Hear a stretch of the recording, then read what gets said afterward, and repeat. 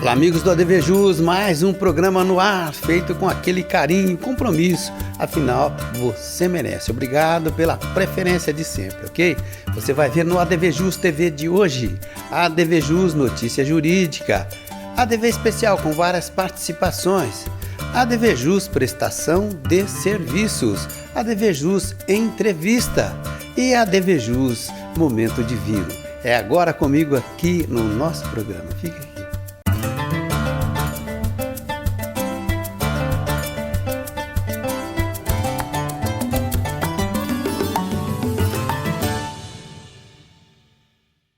Legal, olha, iniciando o nosso programa de hoje, como sempre, de praxe, separamos essa notícia jurídica aqui para você. Olha, isso precisa ter atenção, Humilhar cônjuge traído após adultério gera dano moral. É uma decisão do TJ aqui de São Paulo, do Tribunal de Justiça. Outrora crime, O artigo 240 lá do Código Penal, lá justamente a Lei 11.106 de 2005, o adultério não gera dano moral atualmente, a menos que o cônjuge traído seja exposto à humilhação e constrangimento público. Aí a coisa muda de figura. Tanto que a segunda Câmara de Direito Privado do TJ aplicou esse entendimento ao negar provimento ao recurso de apelação de um homem condenado a indenizar a ex-companheira por R$ 5.500 por danos morais, Não se trata da infidelidade conjugal,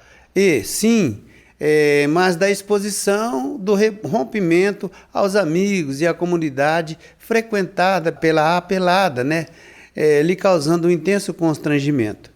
De sorte que é indiscutível a configuração do dano moral nos termos do artigo 186 do Código Civil.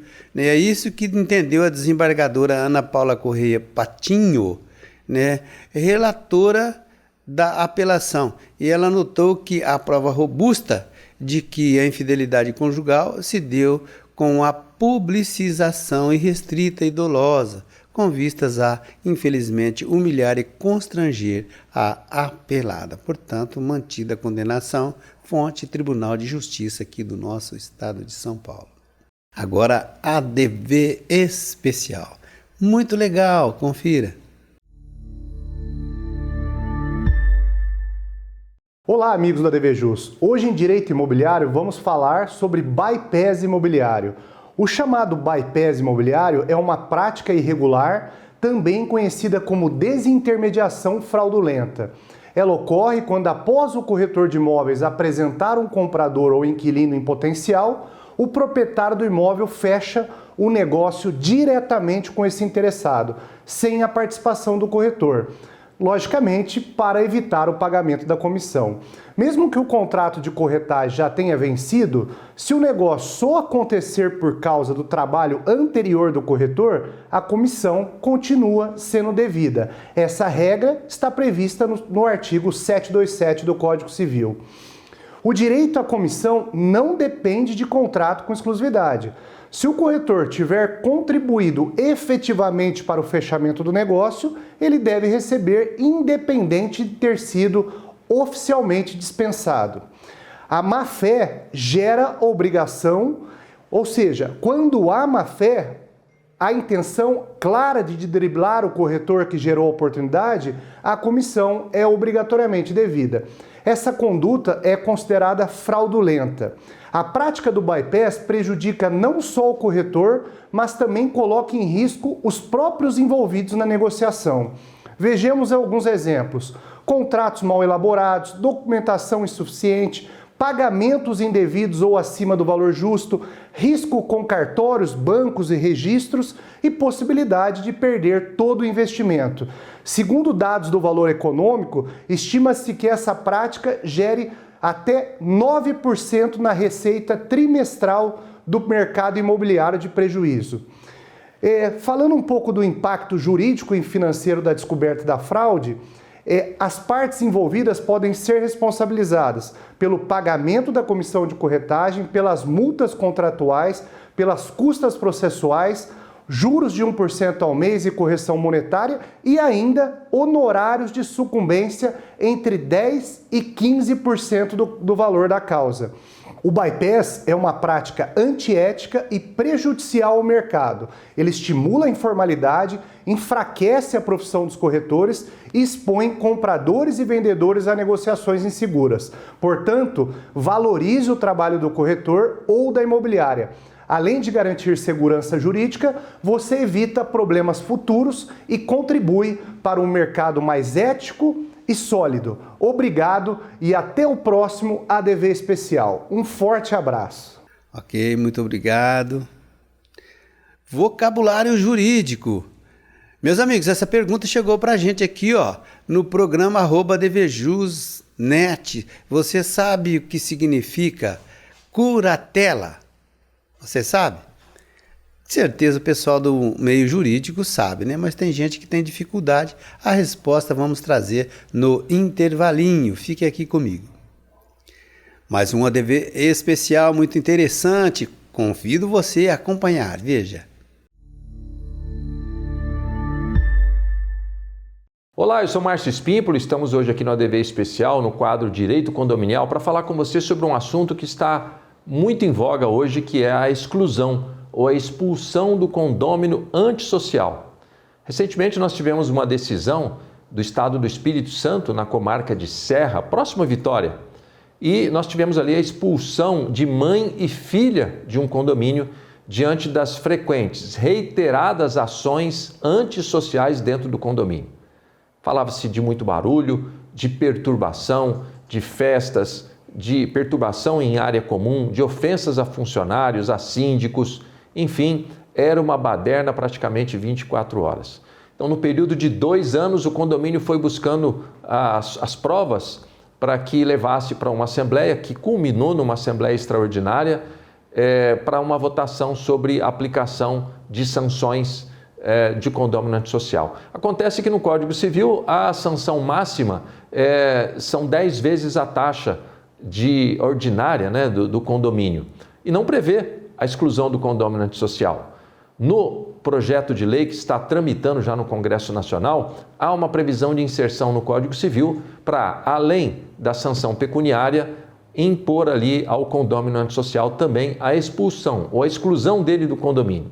De qualquer forma, nós não temos ainda a lei, porém o Judiciário já está trabalhando nesse sentido de conceder alguma liminar, que foi esse o caso, dando liminar para que em 30 dias as moradoras saíssem do prédio e não poderiam voltar mais, retornar mais ao condomínio. Então essa é uma questão bastante importante que deve estar aí no radar do Judiciário principalmente, porque é preciso a gente entender que é um direito constitucional de propriedade dessas duas pessoas, por exemplo, né?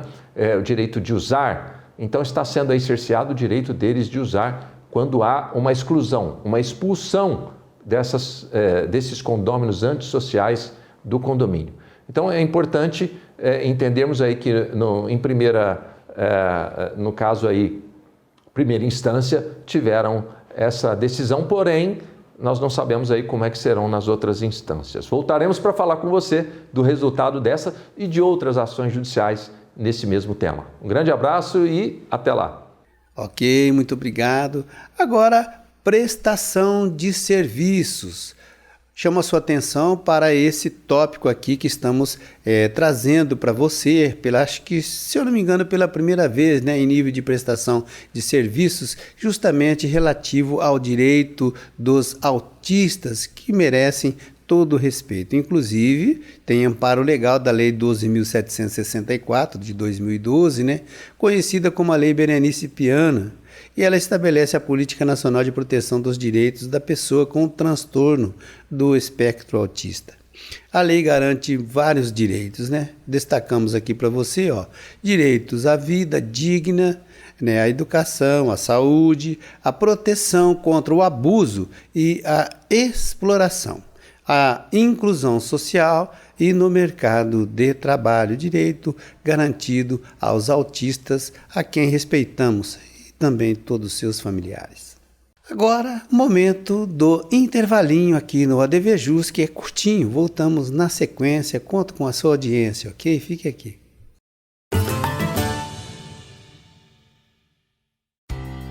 La Botilha Vinhos, onde você encontra os melhores rótulos, Venha conhecer.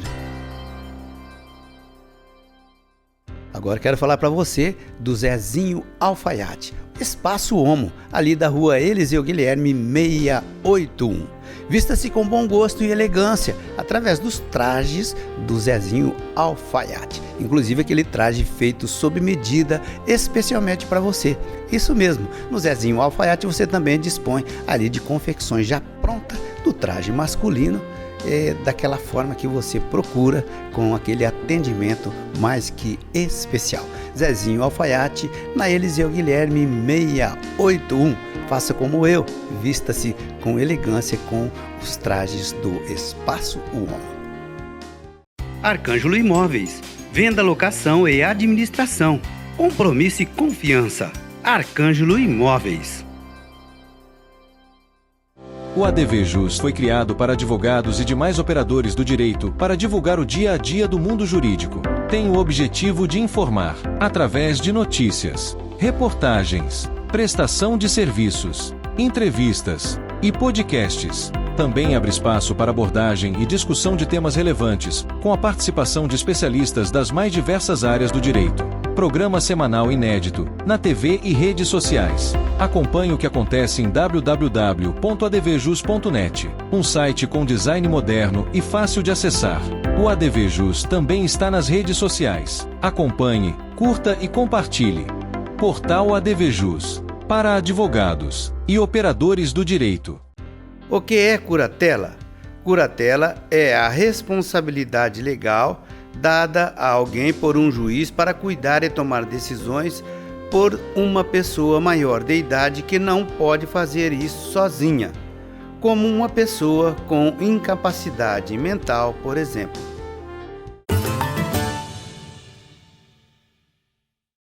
Legal, voltamos então com o segundo bloco do ADV Jus TV de hoje. Atitude e comportamento na advocacia. Recursos na esfera civil. Nós mostramos para você aí uma trajetória, né, do início da advocacia, e chegamos aqui hoje aí, para falar a respeito para você do acórdão, né, e sua interpretação. Portanto, hoje falarei a respeito da dificuldade do iniciante da advocacia relativa ao acórdão, né, e a sua interpretação. Jovens iniciantes da advocacia dos 20 aos 70 anos. Jovens, ok? Quem está iniciando. Os experientes sabem realmente como funciona a máquina, não é isso? Então, o que eu posso afirmar a respeito do nosso viés de hoje é que, após ter desenvolvido aí o trabalho, né, da advocacia, patrono que somos, diga-se de passagem, a nossa atividade é constitucionalmente prevista, né? Esse é um privilégio para poucos. A atividade chega praticamente ao seu ápice ali no acórdão, pois a sentença prolatada em primeira instância provavelmente não foi satisfatória, houve o recurso de apelação e após aquele determinado lapso de tempo que normalmente traz um pouco de ansiedade a todo advogado, aí chega a notícia, né, que tanto aguardávamos. Todos nós advogados ficamos aguardando ali, ou seja, a publicação do acórdão pelo Tribunal de Justiça. Atualmente o processo eletrônico, né, o simples rolar do mouse ali nos conduz à derradeira lauda lá, que na verdade é o que interessa, a gente quer saber o que decidiu. Né? É justamente lá na última lauda, né, quando era o processo de papel era diferente, demorava mais. Mas é ali justamente na última lauda que o relator consigna se foi conhecido o recurso impetrado, mas principalmente se ele foi procedente. São duas coisas diferentes. Se ele ser conhecido e se ele foi procedente.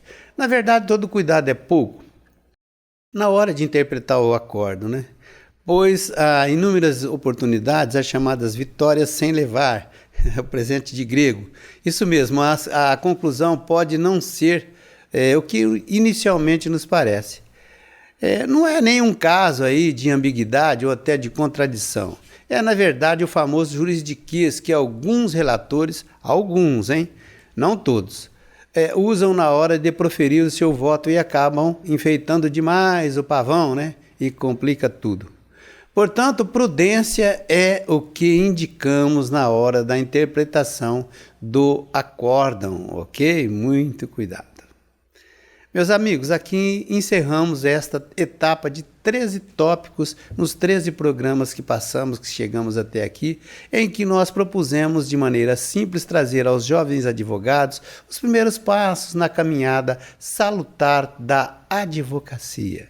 Acredite na advocacia. Eu acredito. Mas lembre-se sempre, saber tudo e entender todo tipo de demanda jurídica é a receita infalível para o insucesso. Tá? Especialize-se. Legal demais. Meus amigos, agora eu quero convidar você para que você acompanhe, para que vocês acompanhem essa entrevista que fizemos com o Dr. Lucas Sintoni, o nosso colega advogado, falando a respeito do EPROC, parte 2, tá? Já apresentamos uma, hoje a segunda parte com o Dr. Lucas Sintoni. Muito legal, confira aí. Agora, como é a instalação do EPROC? É necessário algum tipo de atualização? Porque, nossa senhora, o e-site tinha uma tal de atualização da Java. Exatamente. Era complicadíssimo. O EPROC ele opera em qualquer um dos navegadores, as versões mais recentes, sem dificuldade de conexão com a internet, justamente porque a promessa desse sistema é evitar qualquer indisponibilidade. Já tive algumas experiências nas oficinas em que a máquina, ou seja, o notebook que o advogado estava usando, é um pouquinho antigo. Então, às vezes, investir nessa atualização do equipamento ajuda a rodar melhor o programa, mas não tem dificuldade nenhuma, não requer instalação de extensões, aplicativos, nada. É simplesmente acessar o portal e o cadastro feito exclusivamente com o token, com o certificado digital. Certo. Em outros tribunais, até é possível fazer o cadastro sem o certificado e apresentando os documentos. Mas o TJ de São Paulo já até deixou definitivamente o cadastro com o certificado para dispensar realmente o envio de outros documentos. Já faz tudo bem mais rápido. Certo. Doutor, agora sim, evidentemente que não dá para esgotar a matéria, porque o nosso tempo também é exíguo, um assunto tão delicado e tão importante também, Gera bastantes desdobramentos. É verdade, isso mesmo. Mas quais seriam, assim, as que a gente pode destacar, pensar aí algumas vantagens que a gente pode considerar do EPROC, em relação ao ESAGE? Pois, na verdade, todo mundo espera, principalmente o pessoal assim, de mais tempo da advocacia, eles querem, eles sinceramente, a gente ouve muitos colegas, o que se busca é sim uma agilidade, mas principalmente uma simplificação. Isso é factível dentro do EPROC? Com certeza. A principal vantagem, eu acho, é a automação de alguns dos procedimentos dentro do sistema.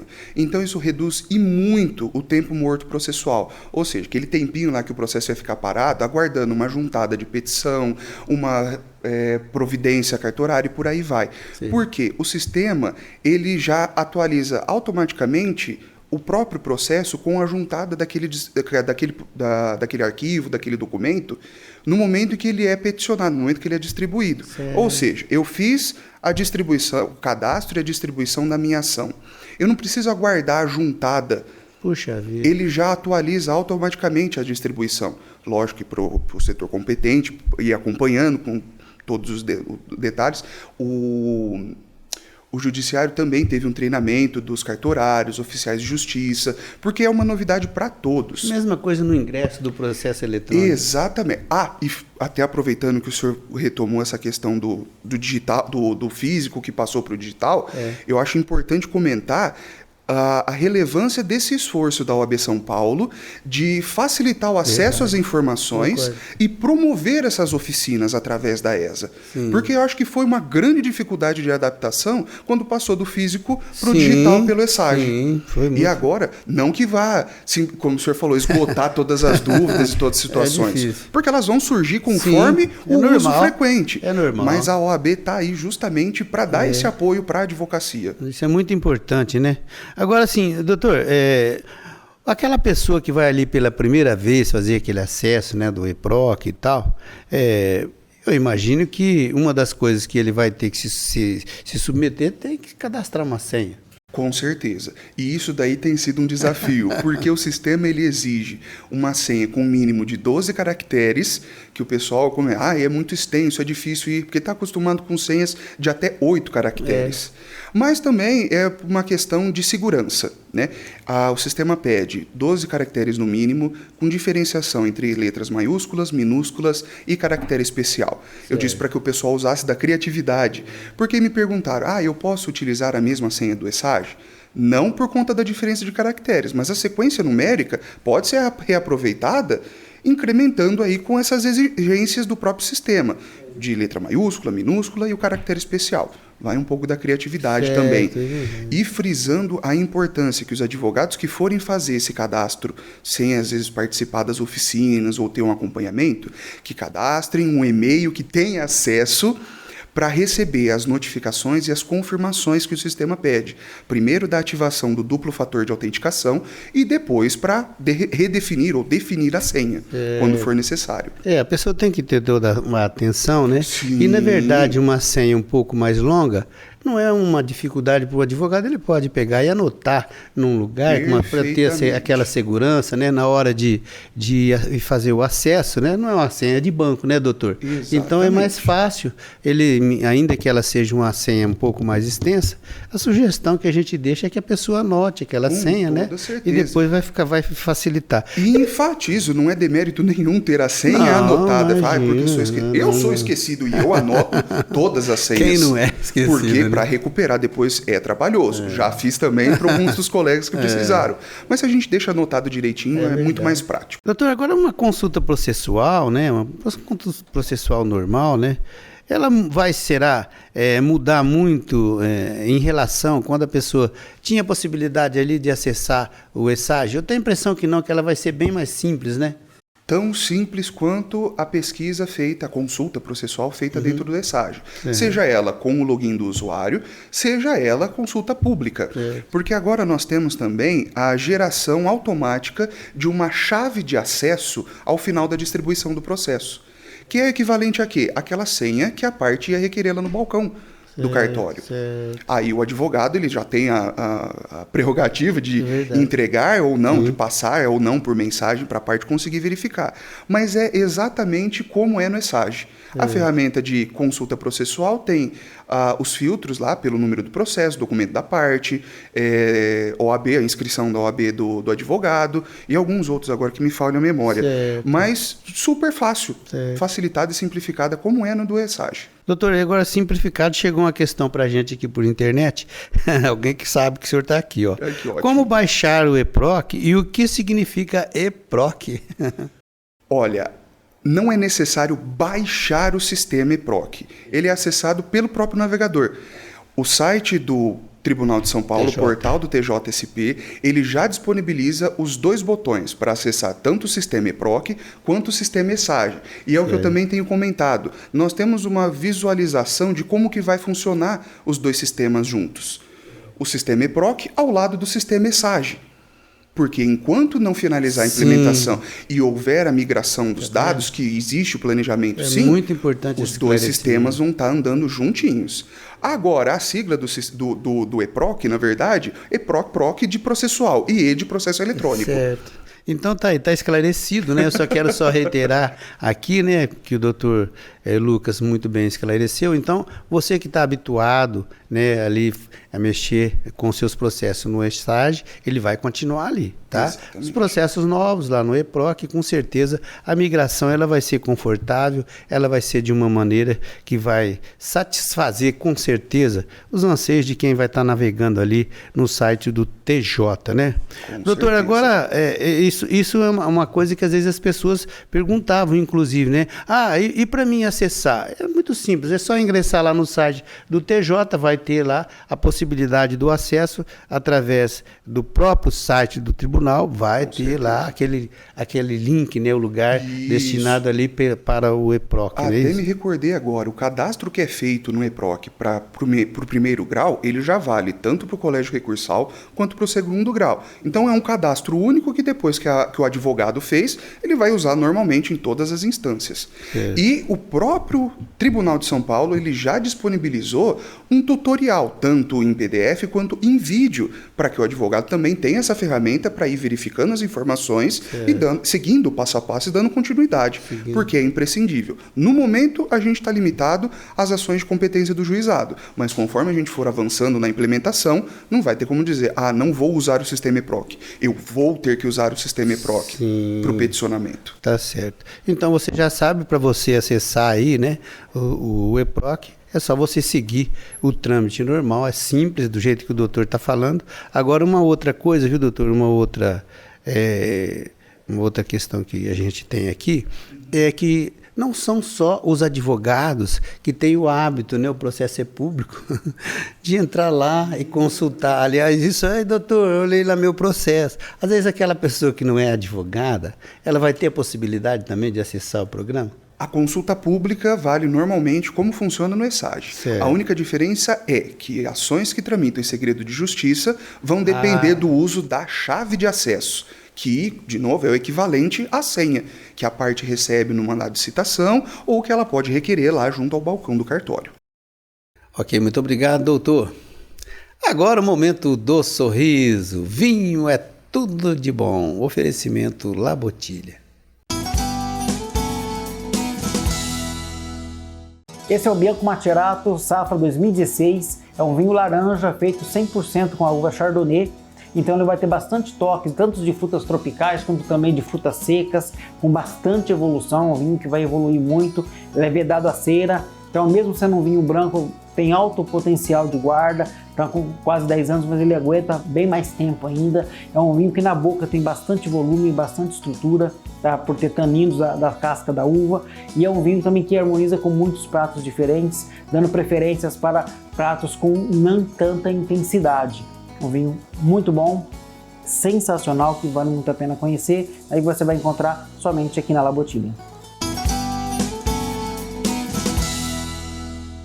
Ok, legal demais ter você sempre aqui comigo. Obrigado da companhia de sempre. ADV Justo ligado, ADV especial. Tô te convidando, vem pra cá. Volto breve com um programa inédito, certeza. Forte abraço, até o próximo.